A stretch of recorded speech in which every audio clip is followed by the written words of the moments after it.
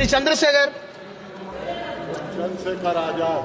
धन्यवाद सभापति जी। आज हम संविधान की गौरवशाली यात्रा पे जो 75 साल की बात कर रहे हैं, ये इनका काम है। माइक। धन्यवाद सभापति जी। आगे सर, आगे आगे।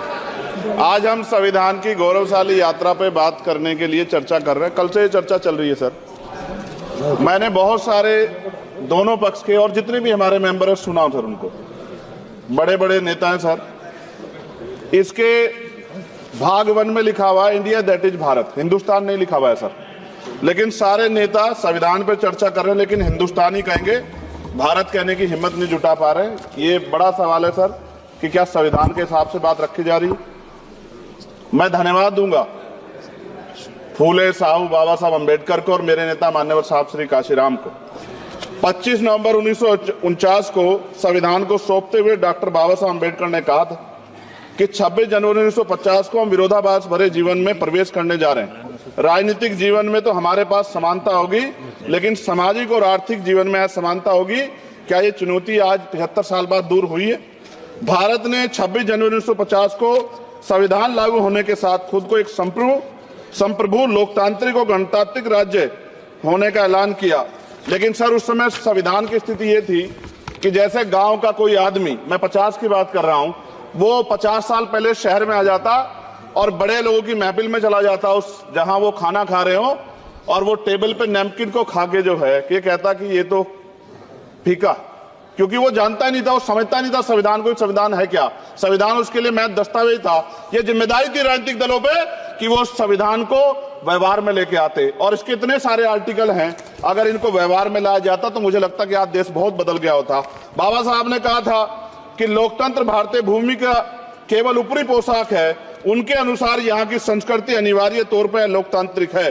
भारत जैसे गरीब और गैर बराबरी वाले देश में संविधान के जरिए छुआछूत खत्म करना, वंचितों के लिए सकारात्मक उपाय करना, सभी वयस्कों के लिए मतदान का अधिकार देना और सबके लिए सम्मान अधिकार तय करना, ये बहुत बड़ी उपलब्धि थी सर।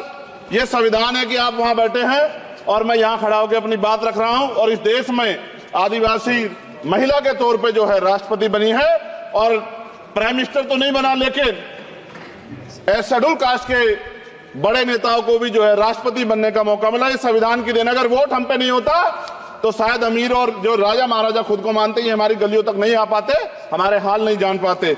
आजादी का मतलब सर सिर्फ अधिकार पाना भर नहीं है, इसके लिए हमारे संविधान में सरकार और नागरिकों के अधिकारों के साथ साथ उनके कर्तव्यों का विस्तार से उल्लेख किया गया है। बाबा साहब ने संविधान सभा में दिए गए भाषण में कहा था कि स्वतंत्रता आनंद का विषय है, पर अब हमें अपनी जिम्मेदारियों पर भी ध्यान देना होगा। संविधान ने सुनिश्चित किया कि रानी के पेट से राजा जन्म नहीं लेगा, वोट से नेता तैयार होगा। आर्थिक बराबरी के लिए सरकार क्या कर रही है? गरीब और गरीब हो रहा है, अमीर और अमीर हो रहा है। सुबह उठते कहीं बम की धमकी मिलती, कहीं दंगे की। ये अमृत काल है सर या धमकी काल है? कितना बढ़ रहा है? आर्टिकल 15 सर, भारत में आज भी घोड़ी चढ़ने बैठते होती है।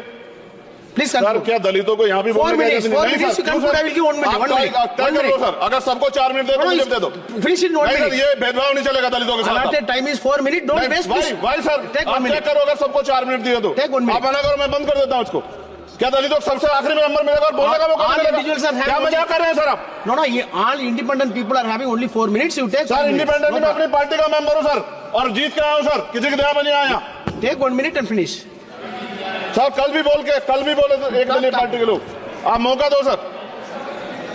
मूछे रखने पर हत्या होती है, महिलाओं पे, छोटे मासूम बच्चों पर रेप हिंसा होती है। एनसीआरबी का डाटा देकर डर लगेगा। यही 1 किलोमीटर में संविधान को जला गया, और महाराष्ट्र के परभनी में अभी भी संविधान को नष्ट किया गया, उसकी कॉपी को। आर्टिकल 25-26 में संविधान में सभी को धार्मिक आजादी। कहाँ है दलितों की, मुसलमानों की, जैनों की, बौद्धों की, ईसाइयों की? छत्तीसगढ़ में सतनामी समाज को संविधान की अपनी धार्मिक आजादी के आधार पर जो है उनको अपमानित करके जेल में बंद कर दिया। संभल, अजमेर, अयोध्या सब इसका उदाहरण है। ये सरकार आलोचना डरती है। कितने लोग जेल में बंद है? मिरान हैदर, खालिद सैफी, उमर खालिद खान, सिफा खान, गुलफ्शा फातिमा और आजम खान साहब राजनीतिक विरोध में बंद है। सरकार यहाँ बैठी है, सरकार सामाजिक न्याय की बात करती है। बताए कितने दलित मुख्यमंत्री बना रखे आपने? 13 ज्यादा सरकार स्टेट में सरकार है। कितनी महिला मुख्यमंत्री है? आपकी सरकार ने सुप्रीम कोर्ट के आदेश के बाद रिजर्वेशन प्रमोशन में जारी नहीं किया, और ओबीसी को पॉलिटिकल रिजर्वेशन आप देंगे नहीं देंगे, आप बताने का काम करें।